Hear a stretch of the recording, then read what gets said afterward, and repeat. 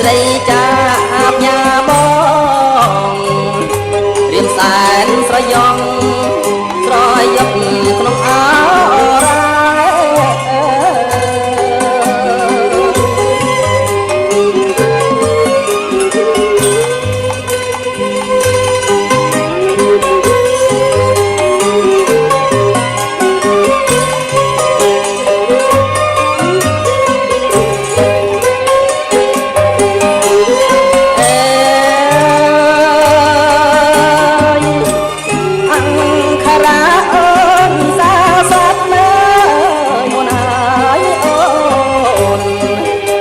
រៀបរាប់ប្រាប់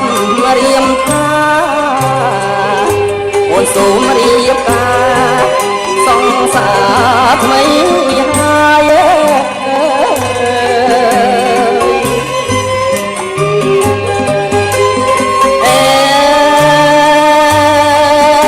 យចិត្តស្រីអ្វីដល់ម្លឹងអូនអាយអូនតែរៀមមិនខឹងឡើយរៀមគ្មានចម្លើយឆ្លើយតបស្រីវិញទេ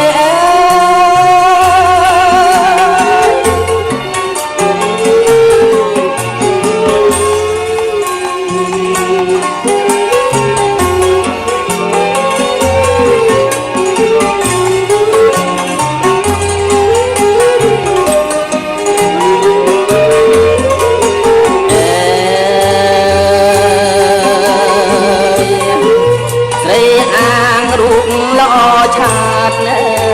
អូនអាយអូនលឿនលឿនតាមចិត្តរេដងស្មាំងម្ដងទេជួងស្នេហ៍ក៏មិនស្និទ្ធណែ